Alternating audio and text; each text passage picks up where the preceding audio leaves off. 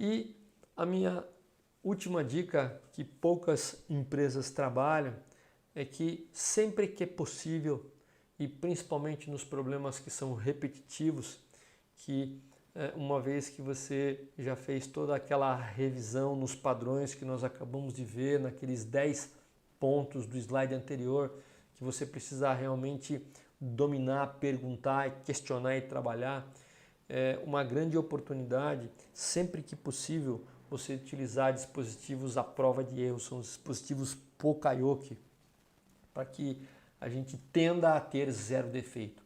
Quando nós falamos zero defeito, isso só é possível, porque todo ser humano erra, se realmente existem dispositivos de Poka-Yoke ou Error Proofing, para que os problemas sejam detectados antes de serem até mesmo produzidos. Então, sempre que possível, pessoal, questione, desafie a si próprio como supervisor de produção e as áreas de suporte para que pense em dispositivos Poka-Yoke. Poka quer dizer erro e Yoke quer dizer prova, ou seja, dispositivos à prova de erro. Geralmente nós utilizamos no Six Sigma na fase controlar do DMAIC, que é a última fase. Então, sempre que possível, pessoal, estude e tente desenvolver dispositivos à prova de erro. Vamos falar um pouquinho sobre Poka-Yoke, os tipos de Poka-Yoke nos próximos slides. Então, qual que é o objetivo principal do Poka-Yoke, ou do Error Proofing, ou do Mistake Proofing? A finalidade é a seguinte, é uma ferramenta que nos permite detectar e corrigir erros em um processo antes que ele se transforme em defeitos percebidos pelos clientes. Então, se nós detectamos previamente um erro no processo, e a gente pode com certeza evitar que um defeito ocorra. Então, primeiro eu previno o erro no processo e constantemente eu previno o erro. Então, aqui, por exemplo, está passando aqui alguns cilindros com furos, né? E quando tem uma furação diferente do padrão esperado, então é acendido aí uma luz identificando o tipo de problema. Vamos falar um pouco mais de Poka-Yoke nos próximos slides. Pessoal, existem duas categorias de Poka-Yoke, de dispositivos à prova de erro. Uma que nós chamamos de categoria de prevenção e outra de detecção. Qual que é o Poka-Yoke de prevenção? Ele não permite a ocorrência do erro. Então, o processo está basicamente blindado de errar. Se eu estou blindado de cometer algum erro no meu processo, eu vou evitar que um defeito ocorra. Mas eu também tenho categorias de Poka-Yokes detectivos. Vamos imaginar que eu não consiga fazer um Poka-Yoke preventivo, que é o principal, por N motivos, entre elas orçamento, budget. Eu posso trabalhar, eu posso pensar, eu posso projetar Poka-Yokes detectivos.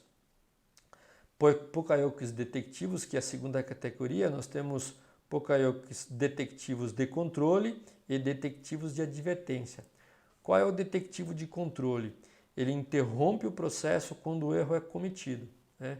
Então, o erro foi cometido, mas ele interrompe o processo para que o operador possa tirar aquela peça que já causou um defeito, uma peça defeituosa, mas ele interrompe o processo. O operador ele tira aquela peça e coloca em quarentena ou joga no scrap.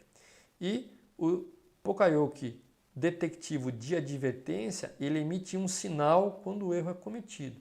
Então, ele emite um sinal, né? Ele não interrompe o processo dá sequência, é emitido um sinal sonoro e o operador ele precisa estar atento num determinado momento, né? E se esquecer, a peça vai adiante para que ele retire essa peça defeituosa do processo. Então aqui estão as duas categorias de Poka-Yoke que nós acabamos de mencionar. O Poka-Yoke de prevenção, que é o mais importante, é o mais desejado, porque evita que um defeito ocorra no processo e, se ocorrer, tem a segunda categoria de detecção, de controle e detecção de advertência. Pessoal, aqui tem alguns exemplos também de design, Poka-yoke de contato, Poka-yoke de conjunto e Poka-yoke de etapas. O que é o Poka-yoke de contato? O Poka-yoke de contato, ele identifica erros a partir da existência ou não de contato entre o dispositivo e alguma característica ligada à forma ou dimensão do produto. Então aqui é o Poka-yoke de contato. O que é o Poka-yoke de conjunto? Determina se um determinado número de atividades previstas foi executado ou se um determinado número de itens ou peças foi utilizado. Então, é aquele conjunto de atividades ou um conjunto de peças numa montagem.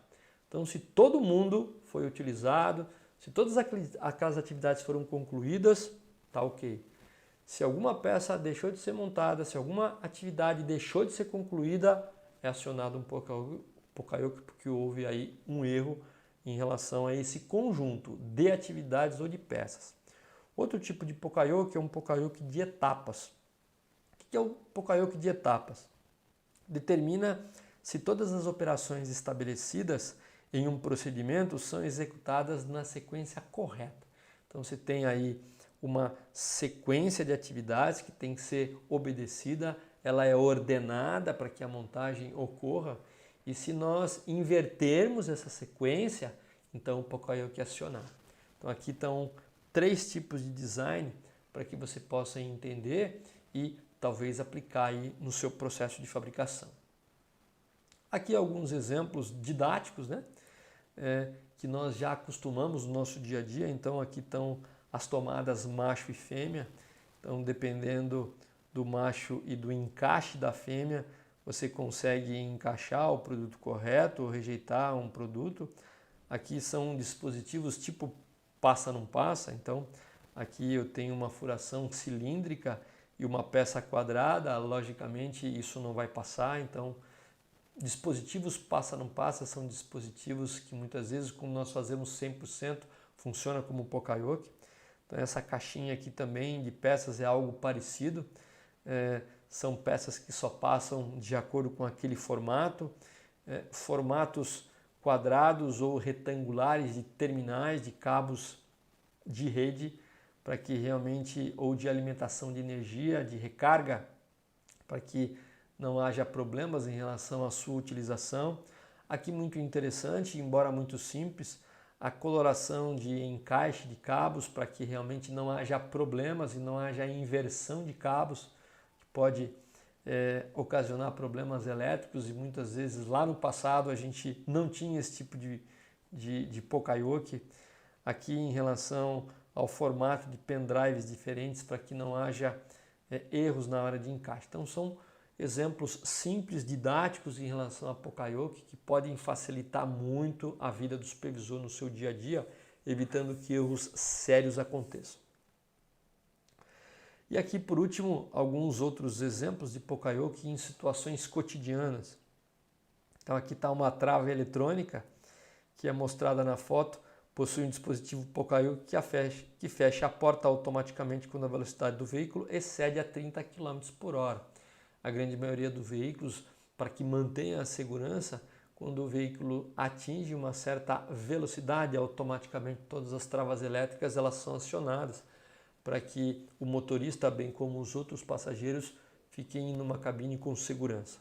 O segundo ponto são os disjuntores. O disjuntor, como nós já sabemos, possui um sistema de prevenção de sobrecarga elétrica de incêndios decorrentes desse resultado.